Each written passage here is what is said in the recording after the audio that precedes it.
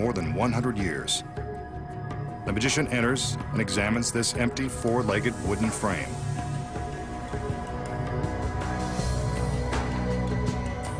From the round top, he lowers a chain.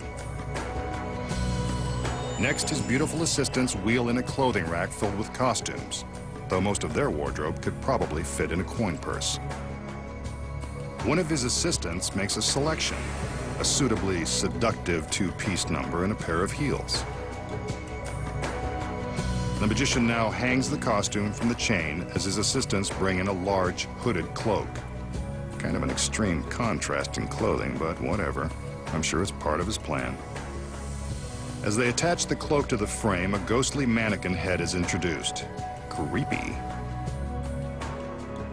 Once the cloak is in place, the magician sets the head on top of the frame.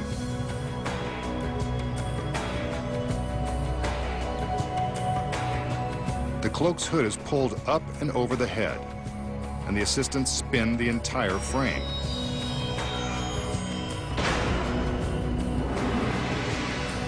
How about that? The mannequin has transformed into another beautiful girl, dressed in a sexy two-piece. That's one way to find a date for a Saturday night. But there's a secret to how he did it. So, how did the magician use an empty frame, a sexy costume, a large cloak, and a mannequin head to create a beautiful assistant? The secrets are incredibly simple. As the assistants wheel in the clothing rack, the girl who will materialize secretly sneaks in, hidden by the costumes. While the magician is busy hanging the sexy outfit on the chain, his assistants prepare to bring him the large cloak. They hold it open so that it will hide the girl's path from behind the wardrobe rack to her next hiding spot, behind the frame. Once the assistants out front have closed the front of the cloak, the girl can slip inside the frame unnoticed.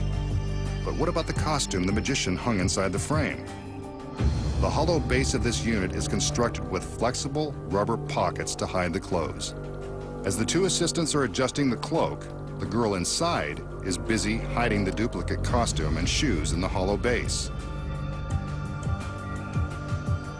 The mannequin head is placed on the frame and the hood is pulled into position. The hood secretly contains a wire frame which allows it to hold its shape when the girl inside removes the head. From the side, you can see the head removed, while the hood stays upright. The girl quickly hides the head in a secret pocket sewn into the cloak, then hides a wooden plug in the base, leaving a space for her to stand up for her glamorous appearance.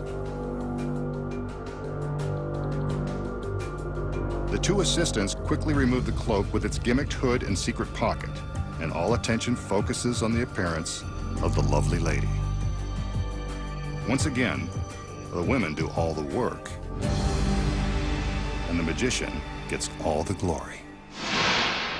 Up next, things get gory when the magician reveals the penetrating secret to impaling human flesh. And then, a 5-ton elephant magically appears from nowhere while surrounded by a crowd of witnesses.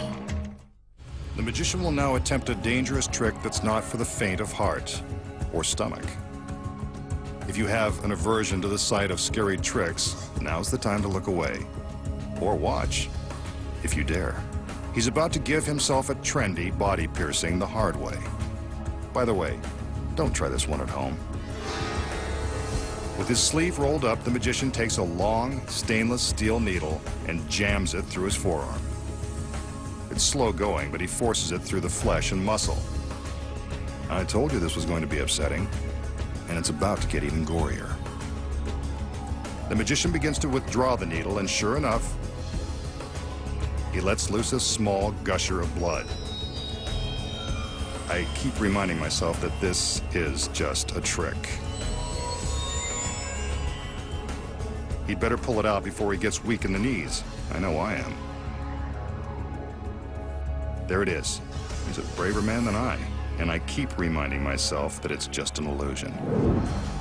So how did the magician thrust the needle through his forearm and draw blood without inflicting serious injury. Rest assured, this is just an illusion, and the blood is all part of the gag. The secret is in this ordinary bottle of rubber cement. Before the trick begins, the magician takes a healthy dose of the clear cement and applies it to his forearm. He's careful to get complete coverage on his skin. When the cement dries, it will be impossible to detect. Now when the magician appears to plunge the needle into his arm, he's merely pressing it against his skin. He struggles a bit to make the illusion more convincing. Once the needle appears to be completely inserted into his arm, he pinches his skin around the steel. The rubber cement causes the skin to stick to itself. The effect is pretty gruesome, but not grisly enough for our masked man. He wants us to see blood. That's where a trick needle comes in handy. It's secretly hollow, and the knob on the end is really a rubber bulb that contains fake stage blood. The magician uses the needle like a turkey baster, squeezing it to suck up the fake blood into the rubber bulb, then squirting it out when the time is right for maximum horror. Squeezing the bulb lightly is enough to force the fake blood out of a tiny hole in the hollow steel tube. All he has to do now is withdraw the needle from the glued folds of his skin and the... For this next illusion, the magician has assembled a group of volunteers to witness the magic. This one will be performed in a completely empty parking lot in broad daylight to eliminate any possibility of trapdoors, secret panels, mirrors, or other stage trickery. He arranges the witnesses in a circle around two large sheets.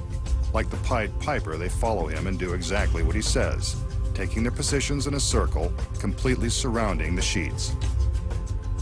As we walk with him, we can see that the area around the circle of witnesses is completely clear and free from boxes, trucks, or other foreign objects.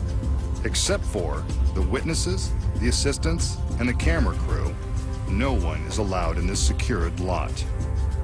Now that the magician is pleased with the placement of his spectators and satisfied that we have seen 360 degrees, he's ready to make some magic. He gives some instructions to his assistants, commanding them to raise the larger of the two sheets.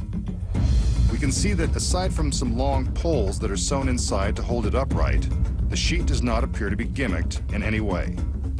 We continue our walk with the magician, seeing exactly what the witnesses see. Nothing unusual here, other than a man in a red shirt and a scary black mask. We've now walked to the other side of the sheet. There's nothing extraordinary to report here. The magician commands his assistants to bring in the sides of the sheet, forming a large three-sided box. Now to close it up, he commands the smaller sheet to be raised to form the front of the box. Not much of a trick, but there it is, a big fabric box in the middle of a parking lot. Maybe he's not done. He tells his assistants to hang on firmly to the large sheets as they battle the wind. This is the high cost of doing a trick outside. One final command for the TV audience to keep our eyes on the box, and the magician prepares to reveal the results of his conjuring. Let's watch. What do you know? A 5-ton elephant.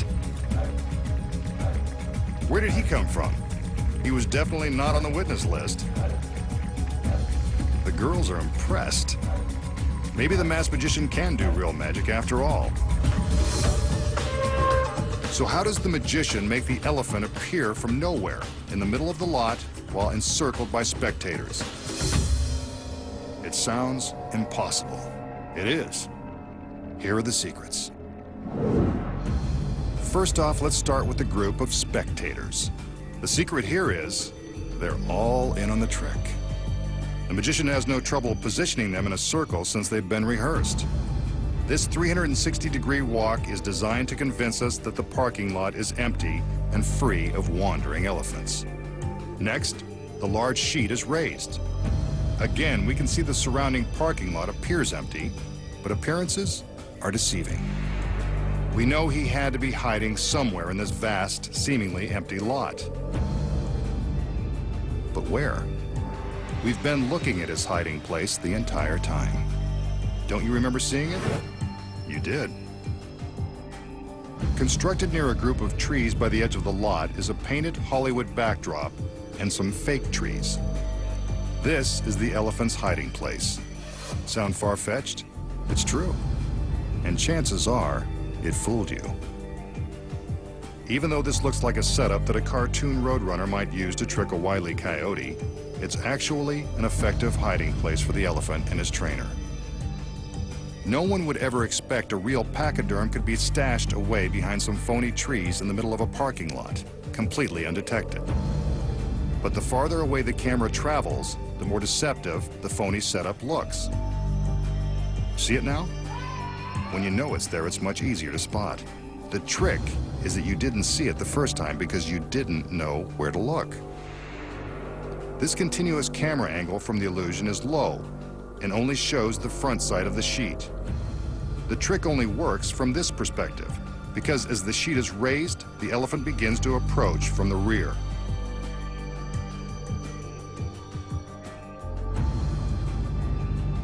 From this high angle, you can see the elephant walking toward the sheet as the fabric box is being constructed. From this low angle, the sheet is blocking the approaching elephant.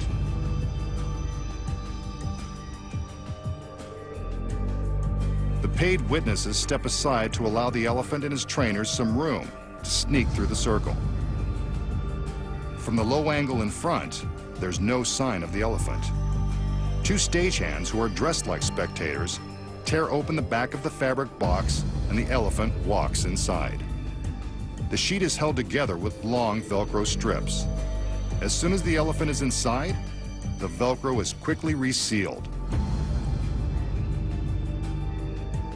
When the front sheet is lowered, it looks as though the elephant has appeared from out of the blue. And that's the secret to making an elephant appear from nowhere. Next time, the masked magician returns to reveal more of magic's biggest secrets.